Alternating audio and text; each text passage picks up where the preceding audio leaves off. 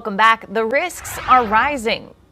Drones have flown illegally in close proximity with aircraft with potential catastrophic consequences. Chief Transportation Correspondent and pilot Mackay Beeler joins us now about how drones could pose increasing risks to airliners. Good morning, Mackay. Good morning. These are not toys. Right. These are not toys. So we're talking about near mid-air collisions. Drone versus aircraft. When drones are flying in certain airspace they should not be in perilous proximity to commercial aircraft. We know it happens more often than you know, like when a drone came within 50 feet of clipping the left wing of a passenger jet as it departed Newark International Airport. Another near miss occurred when an airliner on final approach to San Francisco's International had a quadcopter fly by its windshield within 300 feet. And aviation safety experts say these are not isolated encounters. The Associated Press cites the aviation database revealing that last year, drones accounted for nearly 2/3 of reported near mid-air collisions involving passenger planes taking off and landing at the country's busiest airports.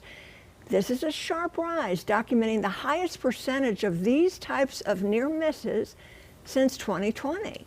Okay, so the question here, why is there a rise? Just more people have drones? What's behind this, Mackay? Do you have a drone? I don't. Would like one. Don't have one yet. Do you have a drone? Not yet. Do you have a drone? My husband does, yes. See, I mean, a lot of people have See? drones. It's wildly Yeah. popular. It's grown over the last decade, more and more people buying these drones. And the FAA estimates that there are 1 million drone users. So commercially and recreational. So a lot out there, and a lot of these folks are not properly trained. They're supposed to be. They're supposed to be licensed, and any drone over 0.55 pounds, we're not talking about the little tiny ones at Toys R Us or at Walmart, but over 0.55 pounds, you have to have a license for those. So also, let me tell you about takeoff and landing phases, why we have such a problem near airports. Although drones are not supposed to fly over 400 feet, with some exceptions.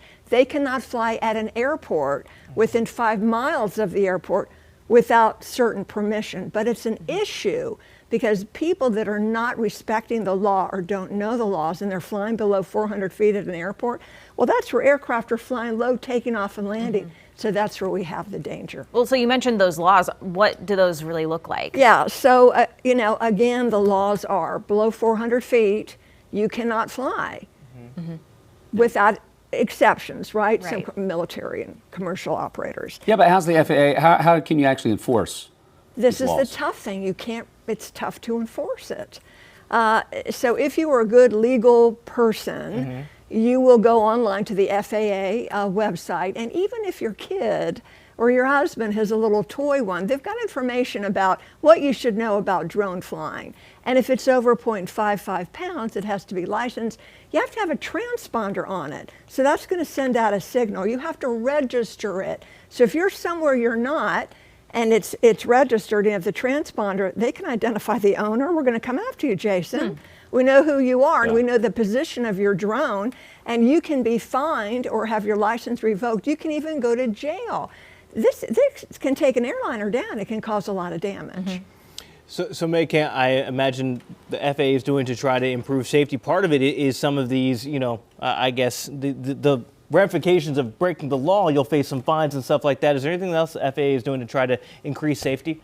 So they are considering being able to track them and actually take them down by jamming radio frequencies. So yeah, the use of radio signals to jam drones to force them to land. Interesting. Well, so when we talk about a scary situation that happened over the Northeast last fall, President Trump was quoted saying, if they are a threat, we would shoot them down. Is that truly an option, though?